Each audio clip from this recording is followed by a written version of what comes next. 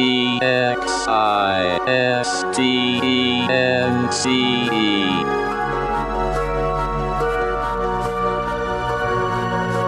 a world filled with conflict, in a universe comprised of differences, there's one thing that absolutely everything shares in common. We all exist. Including two guys named Jack and Michael, who like to chat about that very thing over a good cup of coffee. Let's pay them a visit, shall we? Existence Brewing.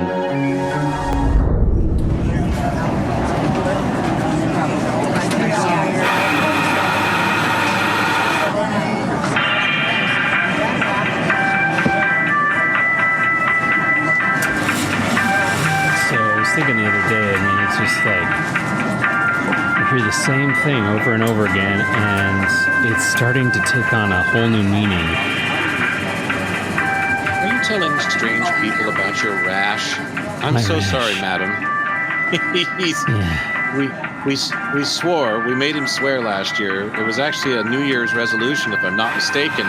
We wouldn't discuss any more rashes or topical skin issues. Right. Nothing but subcutaneous issues from here on out for this old boy. At least as far as public discussion is concerned. Mm-hmm. Yeah, no, I was referring to the coffee grinder. It sounds like a meat grinder all of a sudden.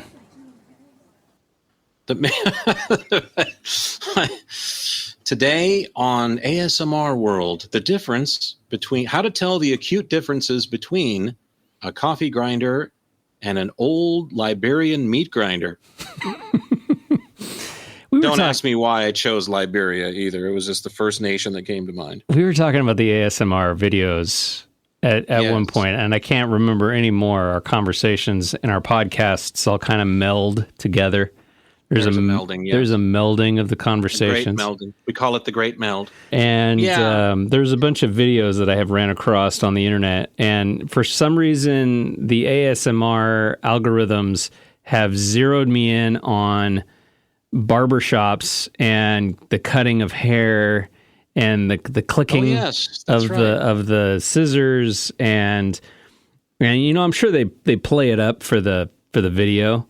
But there's this Turkish barber who is very old school, and he does some really crazy things with like wax and ears, and then there's this French lady who does some really weird things with wax, and it's like, wow, I don't think I've ever gone to a barber who was that thorough. How much are they paying for this haircut?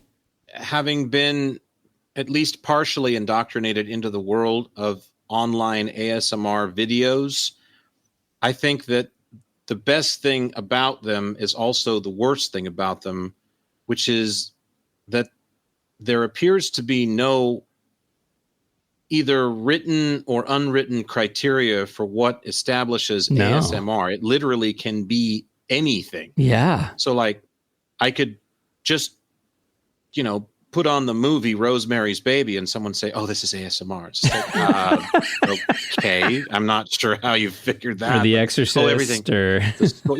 From the score. Or basically, or then it could just be something as visually, it could just be a picture of Linda Blair, not dressed up as Reagan with, pea soup all over her bib, but just...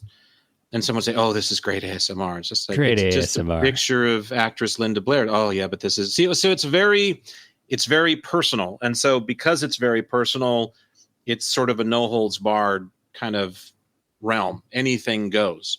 Now, I'm more the classic humming noise in the background kind of person. My ASMR, because I sleep with earbuds every night. I don't know when that practice started, but at some point it kicked in, and so. Oh, and so you're listening to something?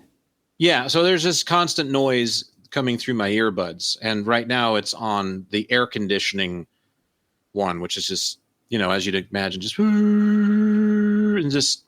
Yeah. So it's just, and I've always been one to like the fan on, or in the summertime the air conditioning on in the background. Although ours is quite noisy, even a little too noisy, but I've always liked something humming in the background. It's soothing to me, but I don't get so specific with it because to me, there's also like people say, oh, ASMR, it's soothing, it's relaxing, it's healing, but I certainly detect a get off factor too. There's because I watch these and they're almost too pointed at, clip, clip, clip, like you're talking with the scissors and, like, and I think I just, ejaculated a little bit in my pants. Like, the hairstylist, I can see that. The French hairstylist is wearing a very revealing shirt too. And so, well, it has a very S&M kind of bend to it. S&MR, right? We just added an extra acronym. Together. It's ASNMR, right? Yeah, I think maybe we might be onto something there. Yeah, the whole thing, there's a guy we watch, his YouTube account, he plays with wax seals. And that could be because of homonyms. It's, sounds like he's playing with wax animals that are, seals. And he's playing with stamps that make seals for envelopes out of wax, although he never puts them on an envelope. But this is a hobby that some people have. There's all of these different kinds of wax that you can buy. And then he shows the process of melting them down, pouring them out onto different surfaces, and then placing the stamp over them. Kind of like the old multiple times to create a layered effect. Yeah. It's I'll admit, it's fascinating, but he packages it as ASMR, which to me, it certainly is not. It's just this guy's playing with a hobby that I'm personally not drawn to, but yet I am also intrigued by enough to continue watching the videos with my girlfriend. But she's into the whole, because I remember when we first got together and, it's one of those tender moments that they show you in the old commercials, we're lying in bed together watching TV or something and canoodling basically, and somebody's stroking your hair or you're just talking to them softly. And I heard that for the very first time, like, oh, you're really great at ASMR. I'm like, man, hey, sweetie, I haven't even touched you yet, sweetie. You don't have no idea what I'm good at, but I'm already good at something. Look at me go, An autonomous sensory meridian response. Autonomous sensory meridian response. Okay, so autonomous, not... Yeah. Yeah, no, a tingling sensation is typically what gets people keyed in internally in their bodies to ASMR. And usually begins on the scalp and moves down the back of the neck and upper spine. I'm suddenly reminded of this ridiculous 80s commercial for Tegrin shampoo, which was supposed to be the medical grade. Oh, yes, I remember that. Shampoo. I remember that.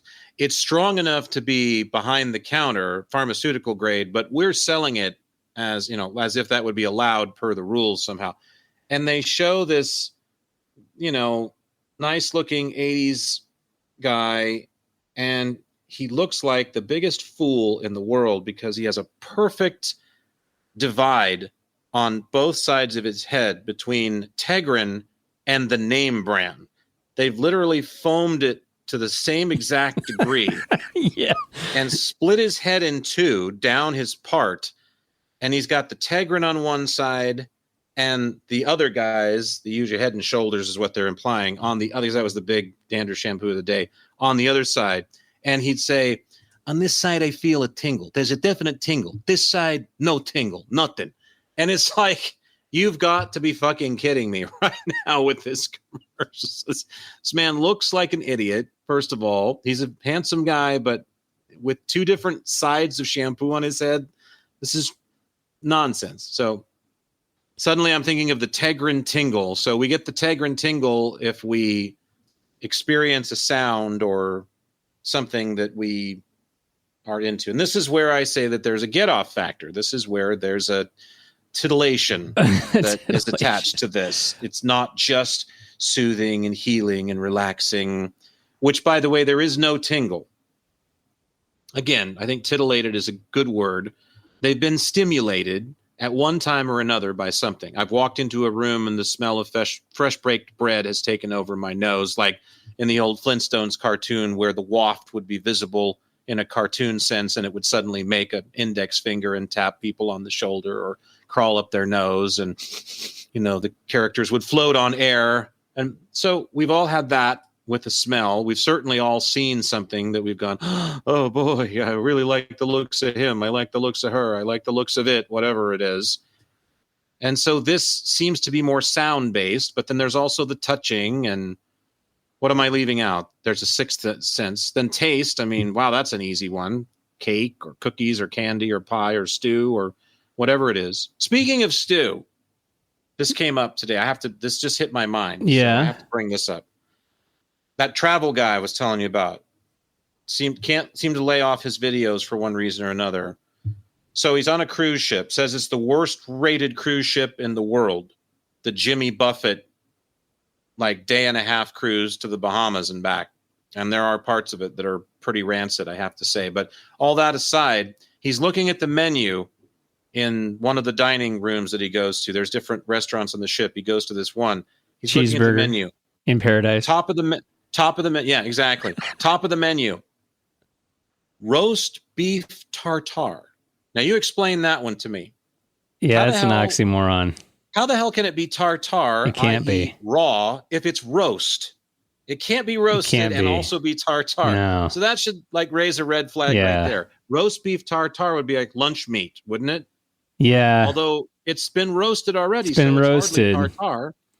It would almost be like uncooked Spam or something, Unreheated Spam. Yeah. Because Spam has already been cooked. It's already been cooked, but it's right out of the can. And they do that to make sure that nobody kills themselves. Yeah. So I guess, Spam, eating raw Spam right out of the can. But unheated. What is raw Spam? Yeah, exactly. Unheated Spam would be like... Can you imagine Spam in its Spam tartare? Yeah, but can you imagine actual Spam tartare? What it must look like? Because it's not a solid. It wouldn't be a solid. It would be a liquid. It would be pink. It would be that pink slime. Gel. What they call it? Pink slime. Pink slime. Yeah. That pink slime that they got McDonald's for selling, as if people didn't know. Yeah. Right. No, you mean there's not a cut of meat that's the McNugget? I'm still trying to figure out what part of the chicken the McNugget is from. That's an old dad joke. Know. I got to finish that thing that I said. I woke up in an existential crisis night before last, realizing that I've got to start doing more than what I've been doing with my spare time. So, and you decided to go to McDonald's instead? No, I really feel like I got to start writing, because I've mentioned it before on the podcast, how I've got that piece about, all of the McDonaldland characters, if they had a real... If there was sort of a reality of their existence attached to them working for the company in representation of them. And the way I pulled this off for the creatures, of course, like Grimace or whatever, is I haven't really written Grimace yet, but like the Mayor McCheese and the other one, Officer Big Mac, the ones that are anthropomorphic burgers on top of human bodies. Yeah. These things exist in parallel dimensions, but they're connected, and McDonald's is able to procure these things to get them to represent their burgers. So they're innocent, just, humanoid, half burger, half man things living out a perfectly normal life, like in a parallel Tulsa, Oklahoma, and that they're recruited to come into this one and then work for the company. It started to read like a Woody Allen play, honestly. It did. And because the first several that I did were decent size, and because this was supposed to be a whole piece, but that one piece on the Hamburglar alone that I started to write could have been a novella. It just, because I'm a very sesquipedalian person, I can just, especially when I write, when I talk too. So anyway, so I think that was where I got stuck, and so I got to go back and just really sort of dial that one in and then refine move on. That was really fun. I mean, I rarely, I'll admit this, and that's the thing, you should have hobbies that you enjoy, but I rarely really enjoy writing to that degree. Writing that was fun because there was so much imagination involved, and okay, making this funny and clever, but at the same time, really thinking about where would, Mayor McCheese come from? What would the story be? What would the origins of Mayor they've McCheese all been be? retired. The only one that's still working is Ronald.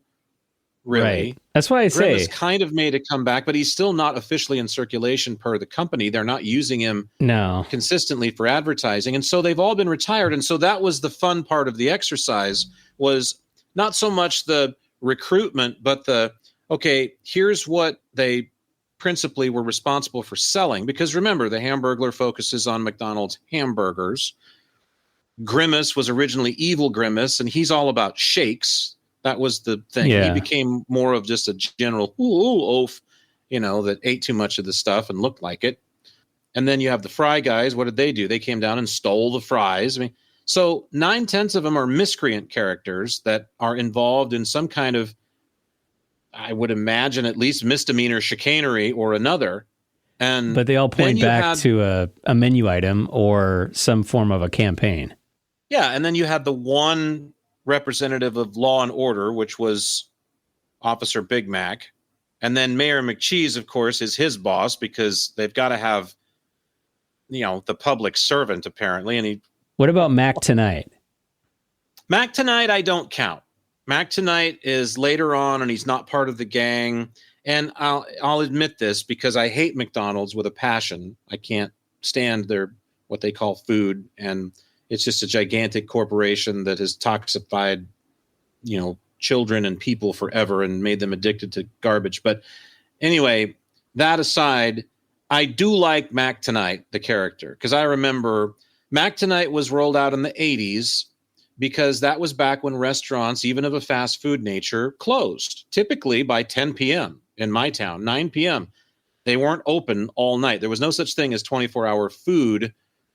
That was a rarity, especially in a small town. So Mac Tonight was rolled out when McDonald's started saying open, not 24 hours, but until 1 or 2 in the morning.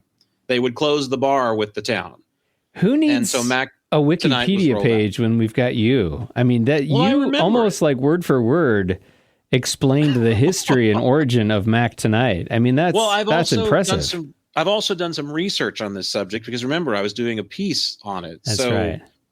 I'm sort of almost feeling like if I don't start writing again, I'm going to be punished. Like something bad will happen.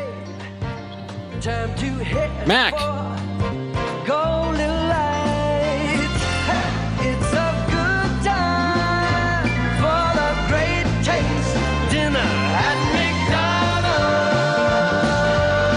For those of you that don't know Mac, he was a big moon. He was a big crescent moon head with sunglasses. Yeah, kind of a Ray Charles character almost. Hell of a pianist. Yeah. And, I need to finish it, and then I can do some audiobook stuff on it. We'll put it up on the website. Can I do a narration for you? Something like that. Do you want to do the reading? The audiobook. Oh, man, what a terrible existence that was. Yeah, I used to think that I would want to do that, but then I thought, Jack, would you really want to read someone else's writing?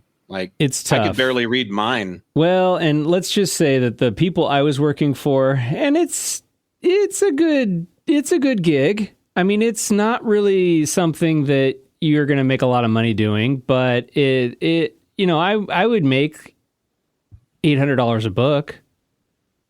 No. But the books that I was reading were very interesting, very strange, to the point where the people who wrote them clearly didn't have English as their native tongue. And so I even enlisted somebody that we know from the radio station to pre-read the copy and then make little changes to the words, because they would misuse words. And I would be reading this book, and then all of a sudden you would just get to this one section and it would just be the wrong word, clearly. And it was just what are they trying to say? But that's how it was printed. And so a lot of times I would probably catch typos that their editor should have caught, because I was the one reading the whole book in its, line for line. But yeah, no, it was that was a COVID project, quite frankly. It was something that I did during COVID, and it was Interesting. I think I narrated the something Bible of the Narcissist, and it had to do with people who were, it was a self-help trilogy, and it was for people who were trying to cut narcissists out of their life. Good luck. Yeah. So what, are you cutting everybody out of your life? It was very interesting. And so then the author that hired me actually lived in Italy. Oh, wow. And she was, I don't even think she was the author. I think she was like the publisher of this trilogy. Probably. And so then she hired me and we corresponded via email. And last I heard from her was when the pandemic hit and everything was closed down. She paid me and we moved on. You almost took on like a kind of a half mafioso tone there as you were giving the stories. It was like, yeah, hey, we got together, discussed some terms. So at the end of the day, we, me and Sophia, we were behind the COVID epidemic. And they never found the baseball bat we used to start it all, huh? I've tried to, like I said, even voice material that I have written, and I've found it difficult because I read too quickly. I mean, that was always my largest crutch as a broadcast professional was train wrecking, because my brain moves twice as fast as my mouth is physically able to. And so it's very hard to get the brain to pop, to pull the clutch on the brain, to pull the brake on the brain and pop the clutch on the mouth. And, it's hard to get them in sync. So I had a hard time reading my own work. And yet I always felt like I was really the only person that knew how to read my writing, because everybody, everybody has their own style, right. But I do have a certain style that I would almost say it's almost antiquated in spots, and people of normal origins are going to run across it and go, they're going to Orson Welles it, what the hell is that? What is this? I can't read right. this. And I think there's kind of that Stephen King effect where Stephen King never really likes the movies that other people direct of his work. And so he liked a few of them. You know what I mean? Yeah. There's kind of that Stephen King effect to where you start to kind of go, oh, that's not really how I would want it to be said. And then, it's really tough too, as the narrator, to try and really draw people in. And I never did nonfiction books because I didn't want to do character voices, because I thought it was just kind of corny. But people who are really good at it are really good at separating the different characters. We were actually talking about this before we started rolling today. There are natural storytellers. There are people that just have a natural voice, a natural cadence for it. Mm-hmm. An author who I think I've referenced on the podcast before, that my ex-wife, I won't say she turned me on to him because I never read a lick of his work, but we used to listen to his books on tape, that she had read all these because she was a big reader. And I've never been much of a fiction reader at all. But his name's Jim Butcher, and he did the Harry Dresden novels, this modern day wizard, and a great writer, really fine writer. But the guy that did his books on tape, fantastic. I mean, just outstanding. And the reason why is because his voice and all of the little characters that he would do and everything, he was a perfect fit. He was a perfect marriage for that series. Now, I think him doing something else, I might go, he's okay. He's, he gets a solid B. But those books, it's like anything. It's like the role of, pick the role that you think whoever the movie, the main character, he was perfect. She was perfect for it. Right. There you go. It's the same kind of, fit. So anyway, but long story short, I got to start spending less time rounding up stuff to pile up plastic stuff and get back to doing some writing again, because I think God is angry with me. Well, I was going to ask you, as a writer, because my mom and I actually got into this conversation. My mom she's an artist. I mean, she doesn't do this as her profession, No, but you don't have to, because as I've always said, if you write, you're a fucking writer. If No, you're a yeah. painter, if So you paint, she's- you're a painter. I mean, you don't have to make money at it. She's an artist, and she kind of picked this up in her retirement.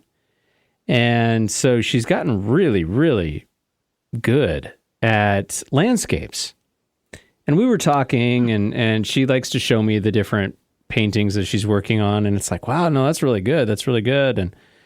And you know, much like you and I would exchange maybe like memes that we find on the internet, I'll just get this random painting that she'll just send Random me. landscape. Yeah, she'll just send it to me and be like, "Oh, this is something I'm working on," and it's like, "Oh, that's awesome! I really like the texture that you used in the waves or whatever." You know, we kind of start to talk about it. Well, she was talking about how it gets so mundane after a while that she tries to find new ways to expand her horizons and challenge herself, and so she kind of started then writing. Or not writing, but drawing like political cartoons. and I said, wow, That's an interesting jump. You're going to start like getting into this political cartoon realm. And she's like, no, it's a way for my brain to kind of get outside of the everyday, like, well, this is a mountain and this is a stream. And so I would imagine that as a writer, it's very similar in the sense that you have to write, and it's not necessarily a cohesive project, like from point A to point B, but it is this active process that you're getting into, and that process might turn into something down the road, or it might just be that. It might just be a thing about Grimace and the Hamburglar, and you know what I mean? Everybody's different.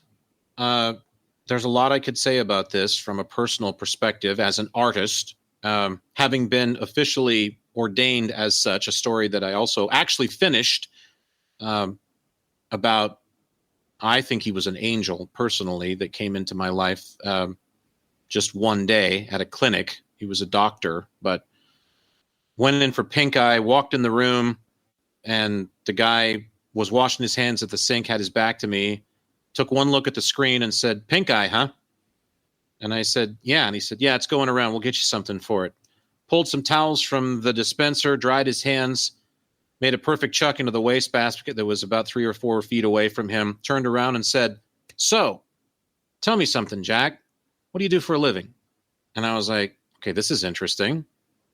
And I said, I am a journalist, because at the time I was actually working for a company more as a journalist than a radio professional. It was about writing and putting together video productions, video news. And he said, "Perfect. So as a journalist, you must write, huh?" And I said, "Yes." And he said, "So tell me, what's the favorite thing you've ever written before?" And I said, "You mean for work?" And he said, "Anything. Doesn't matter whether it was for work or for you. Just what's your favorite thing you've ever written?" And so I'm thinking, what the fuck is this? This is weird. This isn't your typical HMO questionnaire. Have I told this story before? You have, but I didn't want to stop you. Okay, well, if you go back and listen to the story. I'm not going to bore everybody with it. No, it's a great story. Shaman Rick is what I ordained him as, because he was clearly sent that day, because I could not find him again. And I know that's one of those things like, oh, there's the lie. Like Stephen King always said, storytellers are great liars, because, okay, all of it probably happened the way Jack said, but the part about him not being able to find him again when he wanted to call him and thank him or ask him questions a couple weeks down the road, that was bullshit. That is not bullshit. They had no record of that guy working there. This really happened. And as you know, I've never touched an illicit drug in my life. And I was not like taking too much hydrocodone from a recent root canal procedure or anything. I mean, this is one of those weird things that truly happened. And this is what I hearken back to, because it's been a while since this happened. You know, this happened to me in 2019, I want to say. So we're 6 years removed from this incident plus. And I feel like his wings are there flapping, because he was kind of scolding me at the time. He was like, "Why are you not writing?" And the answer to that question, in short, was then and always has been that writing is different than the other kinds of art that I used to be engrossed in. And I know we've talked about this on the podcast before too, but when your mother talks about painting landscapes and she says it becomes mundane, okay, to me, that's when, as an artist, that you've leaked into territory that is no longer artisanal. This is not because an artist, if you draw, like I used to draw, that was the big thing. I used to make album covers. I also used to make these baseball players. I have this Washington State Baseball League where I was putting all these teams with all these corny names in these ridiculously tiny towns and then drawing these mega stadiums that were in the middle of fucking nowhere. And, but it was this weird fantasy thing and I loved it and I did it religiously for years. So that's very much how art was for me when I was doing art, when I was drawing all these tape covers and CD covers for my own little personal mixes and things. And then all these players and this stuff, you'd literally put the pencil to the paper and rarely, sometimes, but rarely have an idea of what was going to wind up there. But as the shapes began to take literal shape, you figured it out as you went. So the act of creating art in a literally interpretable way, a physically interpretable way, I can look at visually and say, oh, it's this, was very similar to, if not exactly the same as me hopping in the car and just picking a direction and driving and then saying, I have no idea where I'm going to go. We'll see where I wind up. Writing is not, I have found, you do not have the same license to do that, particularly with fiction. And I would love to dip my toes into fiction just to give it a try, which I have not written a lot of, because fiction relies on a story. It relies on a premise. It relies on a story to be told in a particular way. It unfolds. Some continuity. Yeah, as all stories, there's supposed to be a beginning, a middle, and an end. A 3-act play, a 4-act play, whatever it is. But things are supposed to come together. And as we've learned through different, through writers and through people who've interpreted it for screenplays and movies, and, there doesn't have to be a concrete ending. You really can leave things in sort of a quasi cliffhanger mode. You really can piss people off by not tying everything together and answering all of the questions that so many people that need finality. Just ask George Lucas. Well, yeah. So you don't need to have you don't need to have an absolute denouement to the book that you're writing or to the film that you're presenting, but there still needs to be something substantive there. There has to be some cohesion that makes it, I always had these ideas for films. Let me put it this way. I know I'm like being digressive as ever, but I always had these ideas for films because I would watch movies up to a certain point. And I thought, wouldn't it be cool? Wouldn't this just fuck with people's heads? If you literally made like Terms of Endearment or The Big Chill or, Grand Canyon, pick your drama. Yeah. And the movie gets like 50% of the way done. Like we've been introduced to the characters and we know who they are and we're invested in them. And the story seems to be going somewhere because, we'll use Terms of Endearment because Aurora Greenway is suddenly dating the astronaut next door. And now, we've just discovered that her daughter is sick and we're not sure if she's going to be okay or whatever. And then we cut away to a scene at one of their houses or another, and a group of intruders who are dressed up like bunny rabbits come in and just hack the fucking place to bits. Done. Movie over. Or Godzilla shows up on the horizon of Houston and crushes houses and Aurora is left standing there. And that's the end of the movie. Wouldn't that be something if you literally took like the time and the effort to write and express all of those characters and have this, and then the whole thing is just shot to fucking hell in a way that you can't even imagine would have been plausible. Suddenly it becomes hell on earth, or it's the opposite. We start with, two creatures fighting in space on some moon somewhere, and people are like, oh, this is sci-fi. And then all of a sudden it digresses to Breakfast at Tiffany's Right. in 5 minutes, and the movie's only 28 minutes long, and it's like, that's what you get. That's it. That's what you paid for. I mean, so, and I know it's ludicrous, but it's like, to me, that really hasn't been done yet. And so I don't know. I'm typically more adept at writing satire. So I can take a subject, like we'll take subjects here on the podcast, and I'll analyze it in a humorous way. And sometimes in a way that I really feel is true, like where I might feel passionate about. That's easy for me to do. But then, see, that gets boring. I want a challenge when I sit down and write. And it's also like work. So that's been my trouble with writing, is it's hard for me to sit down.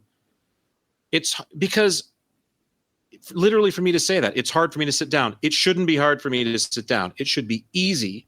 It's the first thing I should want to do is come home, drop everything, grab an apple, do whatever I can to, have my snack, whatever I have to do, get it done, and then flip open my laptop and open up my page and go, okay, here's where we left off. Yeah, now, right. So is there something, I mean, you're giving me kind of a David Lynch vibe, actually, as you tell that story about the movie, because I think that would be a great movie. It would be almost kind of like what do they call those, grindhouse movies?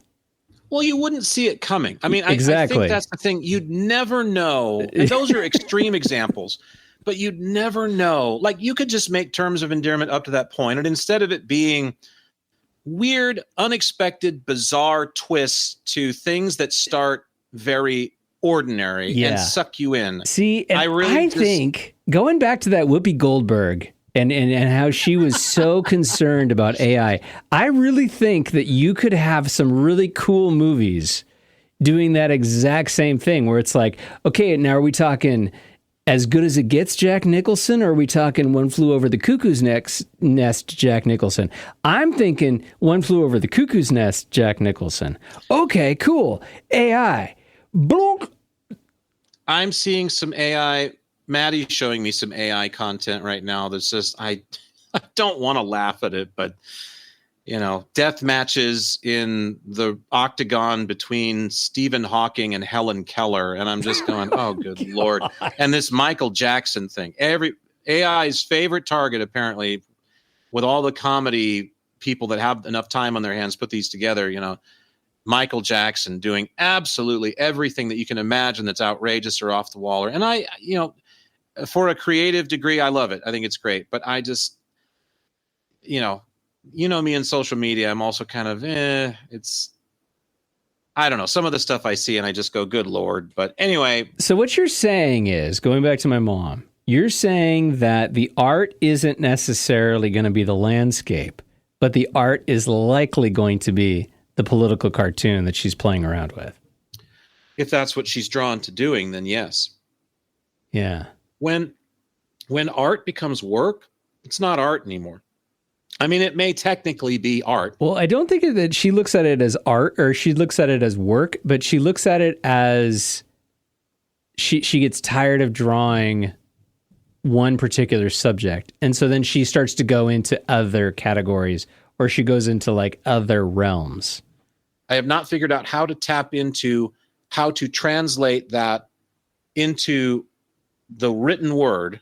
So I've yet to figure out how to get that same template to write with, or writing really is one of those exercises that seems to be defiant of what I'm used to. And that therein lies the challenge, is you have to get used to doing something a little differently. There is no template that you can really use, but I have a feeling that that's incorrect. I have a feeling that there is a template that writers use that's very similar, and the story just flows from there.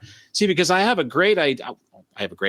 I have an idea that I like. And see, that's what everything rides on. If you like it, then you do it. I mean, so you can never sit down and say, well, that's been done. Well, look, it doesn't matter whether it's been done a million times. If it's attractive to you, then you need to write that. Write what you know and write what you are drawn to. So I have this idea for something that has been done, and it's kind of Harry Dresden, speaking of him a little bit, but it's not quite the same thing. It's kind of been done before, but it's a new twist on it. But mostly what I have is an assortment of characters, a couple of whom I absolutely love. the idiosyncrasies of them. Like, I really like these characters a lot. One of them I honestly think could be a character that could take off in the right film, because I've never seen a character quite like this before or read about one before. Maybe they've been done, but at first I would have heard of it. But fiction is a problem for me because I can picture the opening scene and I can kind of get a rough outline of the story and what's going to happen and where. Your parameters. But, tying it all together, getting to an end point, it just seems daunting as hell to me. And like I said, I've never really taken on much in the way of fiction. I also, like I said, am such a loquacious bastard that I am worried about how long it might become.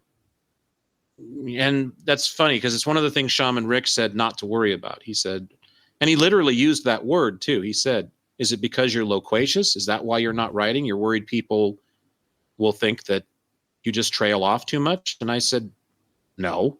And he said, well, then what's the holdup? What's the problem? But he told me to write my story. And so the story that I wrote was the story about meeting him, to be told to write the story. That was pretty much the story. That's really cool. One of the few lengthy pieces that I've actually finished. But anyway, you have your passion, your personal passion, your pursuit, and then you have your proclivity. You have what you're good at innately for the world at large. And that, if it matches your passion, and it truly, and I don't think it's common at all that they do. I think 10% of us are the people that, yes, I love to write, and I'm a great storyteller, and it also happens to be what my gift to the world is, and so therefore it becomes my job as well. I think that's very few people. Yeah. Whereas I think there are people who are fantastic writers, phenomenal writers, even although it's all subjective, perhaps better than authors that we have of modern or even classic legendary lore. They're better writers in some ways than they are. And they do it completely for themselves because they're busy being a school teacher, or they're busy being a pharmacist, or they're fulfilling another role for the world that people need, and they need it more than they need their writing. And so there's a separation. So I think Stephen King and any accomplished, as I would call them, author, are probably not, it's maybe not that they're not the best example, but they're probably not the only example that should be flexed in the equation, because they have a publisher pushing them. And I've heard this when many authors have been interviewed, and they say, look, you don't understand the game, the rigors of professional writing, of writing as a professional. It changes. It's exactly like, even though, of course, I can't stand the metaphor because I don't like overpaid, high-priced athletes, but it's catching a football when you're 10 years old in the backyard and nobody thinks that you're not on. And the sad thing is they have top prospects lists now for those fucking kids. I mean, there's people that are 16 that are signing with professional teams. Yeah. There are scouts from fucking UCLA and Florida and wherever coming out to watch kids in Pee Wee football now. Right. I think, sadly, we're just that over the top with that stuff. But mostly, generally, throughout time, the 10-year-old playing with the ball in the backyard is just, it's a joyous thing. It's just purely like, I'm enjoying being here and being able to just throw this ball around and catch it. And, I used to make up games when I would do that in the backyard, and I had a whole system for throwing the ball against the house, and then it would allow me enough time to go in position to catch it. And then if it bounced a certain way and it went over end, it was up for interception. It's imagination. It's the same thing as writing. And you called the sport playing with yourself, and your parents were like, no.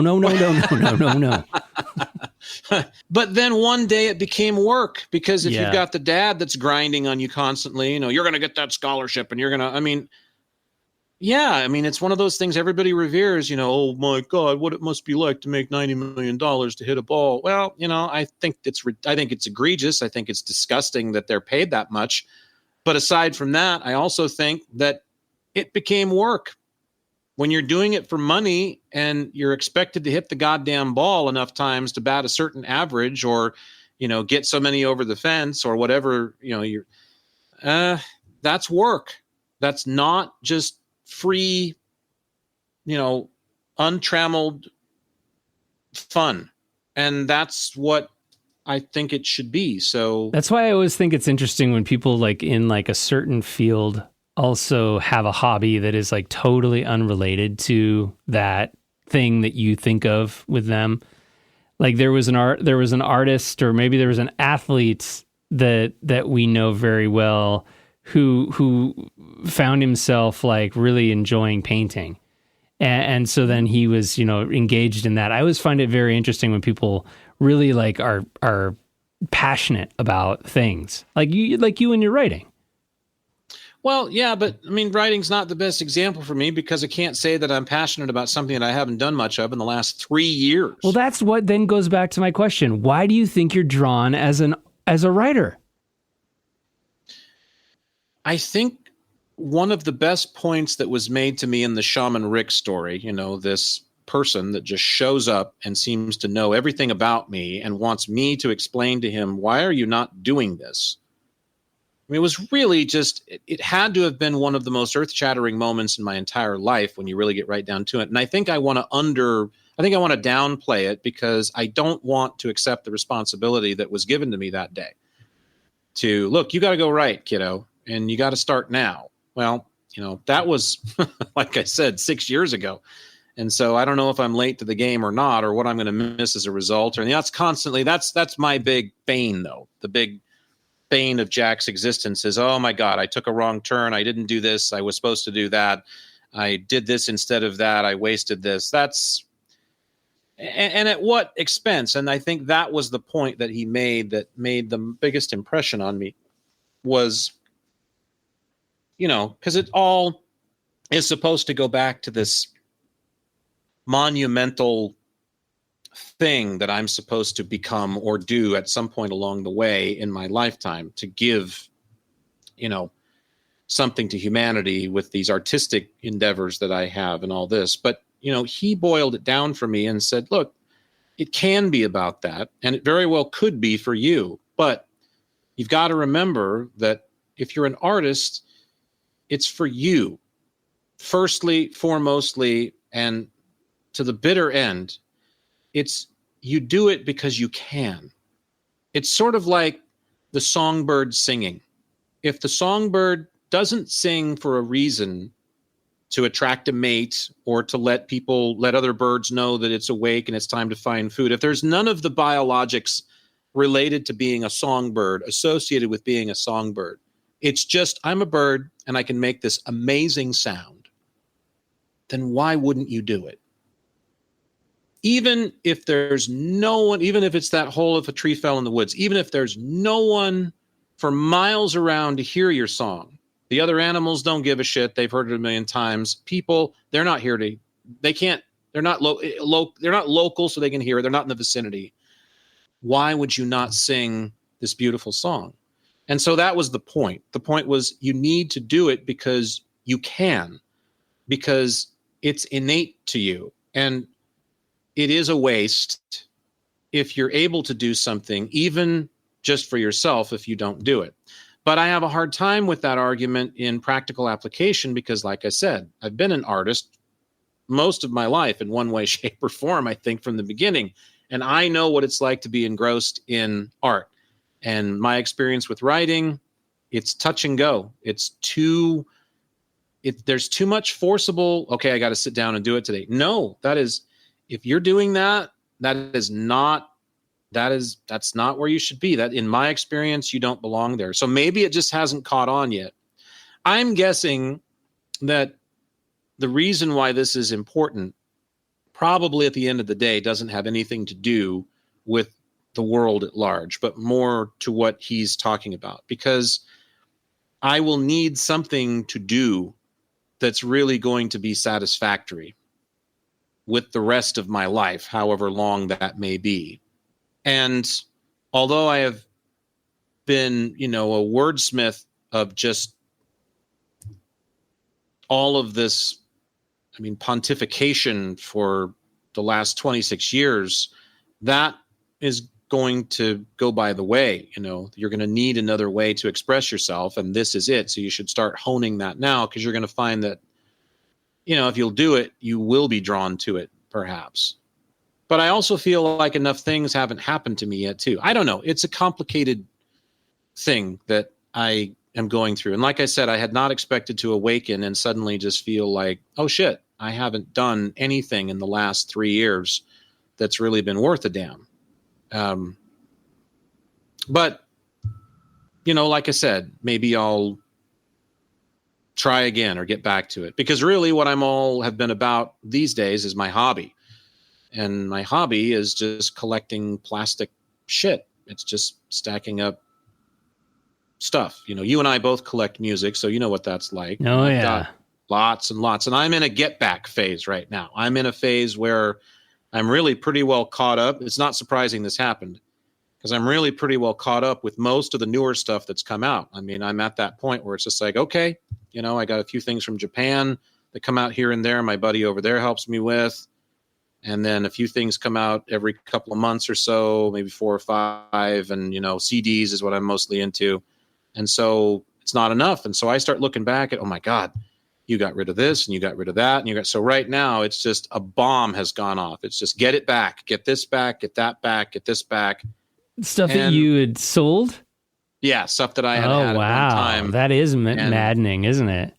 And now I want it back because I've decided that I got to have it back again. And oh, man. What it amounts to at the end of the day, of course, is just consumerism. It's a very niche consumerism, but it's just me. It is consumerism, though, yeah. Pouring over the internet looking for, okay, I used to have this and I need it again to feel whole. And that's not, I don't think it's the worst thing that could be, but it's not terribly healthy. No. And I think I would feel a lot more satisfied about being here if I were to do something that seemed to be coming from within, which is this connection to the Akashic, because my connection to the Akashic is not running me down things on Discogs or eBay that I can buy with, zeros in a bank account. It's, creation. So I need to get back at that, and we'll see how it goes. I at least have the McDonald. It's called, speaking of music, there's a really terrible song by a Seattle band, a metal band called Coven, called McDonaldland Massacre. And that's what I've titled a piece about McDonald's is McDonaldland Massacre. What's it rated? It's, you can judge that for yourself. Thankfully, writing doesn't have rating systems, but because I really do massacre the characters. I mean, I really do go in and just pick them apart because they're the only group of characters really from my childhood, as far as advertising iconography is concerned, that I'm not attached to.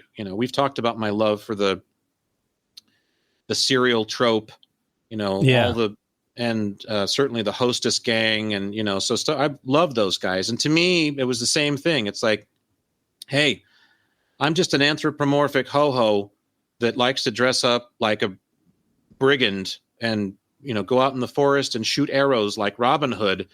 I didn't want to be recruited and, my image used on this box to sell this company's snack cakes. I just happened to be a snack cake myself. So they're annulled as far as I'm concerned. They get off the hook. But the McDonald's characters I like to rail on because they deserve it, I think, more than anything. I'm going to prove my point right now to the audience. Uh-oh. So, Jack, tell me, what's the name of the frog that's on the Smacks box? Dig-'em. There you go, guys. Right there. Is that your favorite? No, I was just going to pick somebody from Icon. What did you call them? Cereal box iconography. Iconography. Yeah, I was just going to pick somebody from iconography that I knew. This is why I hang out with Jack. I don't need Wikipedia.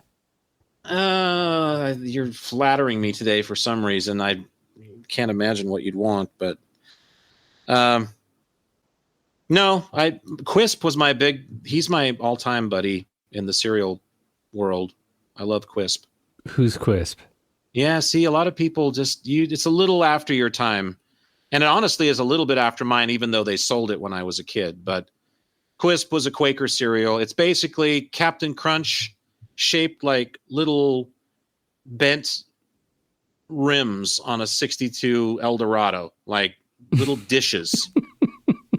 And it's just Captain Crunch. It's the same shit. There's nothing to the cereal at all. But Quisp is this. Is it like the off-brand? Quisp is this little. No, it's Quaker cereal. Quisp is this humanoid Martian. He's got peach-colored skin, but he has this enormous head, and he's dressed in the usual skin-tight. It's almost a Charlie Brown-looking skin-tight suit. But he's actually based on Jerry Lewis as the Nutty Professor, like that character. Yeah. But he has a propeller on his head, and it's a fleshy, like it's an actual bio propeller. It's not been like put there. You can tell because it's the same color as his body. And his name is Quisp? Yeah, Quisp. Q-I-S-P. Quisp. Like crisp, but with a Q-U instead of a C-R. And there you go. Yeah, he's my big buddy. He's my number one pal in the cereal box world. Always has been. And we're pals. okay, one more. I'm going to run by you. What's the name of the bear on Golden Crisp? Is it Sugar Bear? Oh my gosh. He's amazing, folks. Gosh, I honestly didn't remember. But I remember the tune that he, I can't get enough of that Golden Crisp. Those bastards. I forgot about the jingle. Yeah, I didn't. Oh, man. Because it's advertising, and I hate advertising with it. But is why you like and subscribe. Oh, boy. For knowledge just like this. We never say that.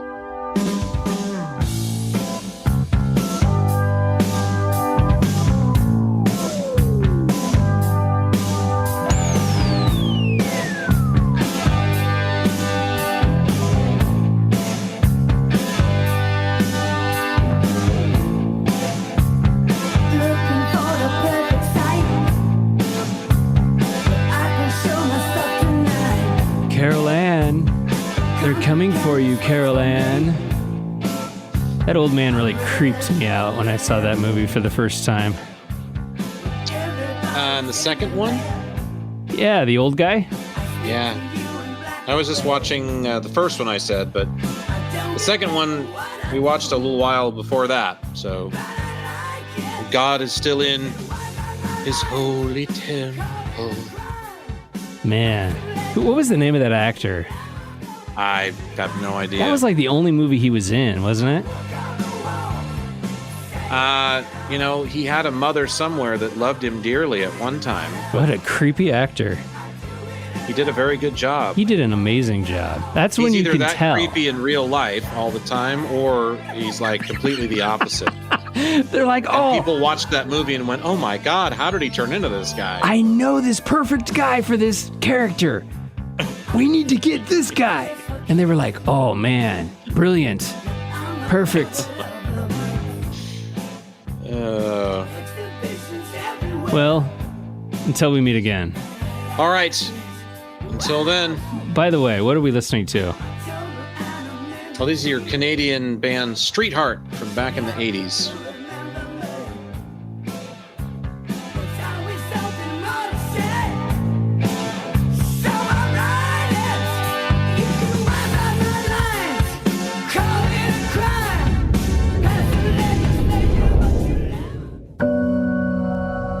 Well, it looks like Jack and Michael have finished up their latest chat about all things existence. But if anything they said got your own Existence Brewing, be sure and catch their other talks at existencebrewing.com and drop them an email to share your thoughts using contact@existencebrewing.com. Existence Brewing.